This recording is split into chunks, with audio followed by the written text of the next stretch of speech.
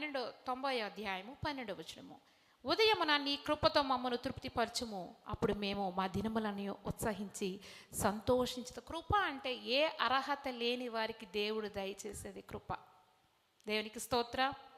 ఏ అర్హత లేని వారికి దయచేసేది కృప. నీకు ఏమీ లేదు, నీకు తక్షణమే దేవుడు అద్భుతముతో సంతోషముతో నిన్ను నింపుతున్నాడంటే దేవుని కృప. వారికి ఏ బాధలు ఉండవు. ప్రార్థనతో వారి జీవితాన్ని ప్రారంభించి ప్రార్థనతో వారు ముగిస్తారు.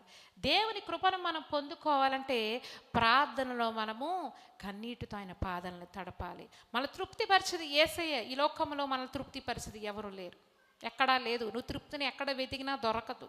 దేవుని దగ్గర మాత్రమే నువ్వు తృప్తిని పొందుకోవాలి. దేవునికి స్తోత్రం. ఆయన మరి జీవితాలను తృప్తిపరిచే యేసయ్య. దేవునికి స్తోత్రం.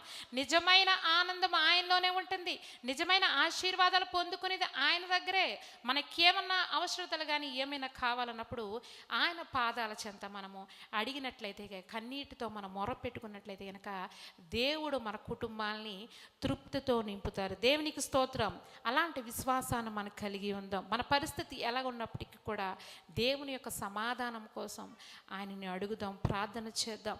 విశ్వాసముతో మనం దేవునిలో మన బలపడిలోగా మన హృదయాన్ని సిద్ధపరచుకుందాం. దేవుడి కొద్ది మాటలు దీవించి ఆశీర్వదించునుగాక. ఆమేన్. అందరు లేచి నిలబడదాం. దేవుడు నీ యొక్క హస్తమును పట్టుకోపోతున్నాడు. దేవునికి స్తోత్రం. కళ్ళు మూసుకుందాం.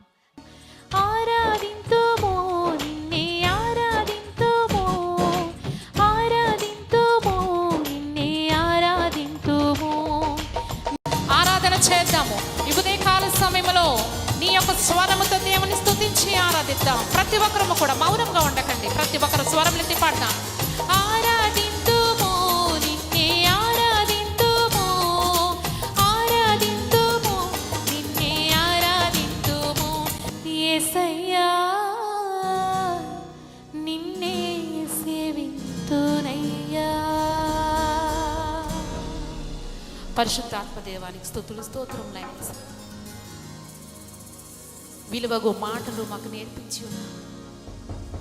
జ్ఞానవంతమైన మాటలు మాకు నేర్పించి ఉన్నావు నాయన యేసయ్య. ఎలాంటి బ్రతుకులు జీవిస్తున్నాము, ఎలాంటి బ్రతుకులు బ్రతుకుతున్నాము నాయన యేసయ్య. మా దినములు మాకు నేర్పింపరు యేసయ్య. మంచి వాక్యములు మాకు బోధించి ఉన్నావు. ఆత్మీయ ఆహారముతో ఉదక స్నానము చేయించిన దేవానికి వందనములు తండ్రి. ఉదయకాల సమయంలో ఈ వాక్యాన్ని విన్న ప్రతి ఒక్క హృదయాన్ని దర్శించిన దేవునికి వందనములు. ఆత్మతో అభిషేకించమని నడిపించమని యేసు పరిశుద్ధ నామమున ప్రార్థించుచున్నాము తండ్రి. ఆమేన్.